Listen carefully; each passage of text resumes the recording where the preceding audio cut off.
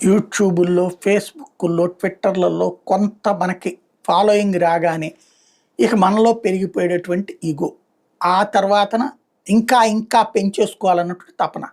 దానికోసం బాధ్యతాయుతమైనటువంటి దారి. నువ్వు ఏ దారిలో వచ్చావో ఆ దారి వదలకుండా ఉండాలి.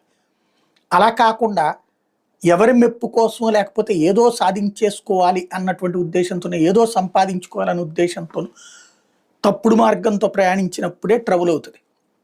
జ్యోతి మల్హోత్రా 3,00,000 దాకా సబ్స్క్రైబర్లు.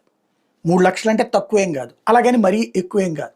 కానీ ఆ సబ్స్క్రైబర్స్ అమ్మో నన్ను 3,00,000 మంది ఫాలో అవుతున్నారంటే ఏదో చెయ్యాలి అనుకోవడంలో తప్పు లేదు. వాళ్ళకి సంబంధించి మంచి కొత్త విషయాలు తీసుకురావడం, అందులో భాగంగా రకరకాల చోట్లకు వెళ్ళడం ఇదంతా. కానీ అందులో భాగంగా ఏమైంది, పాకిస్తాన్కి పోవడం.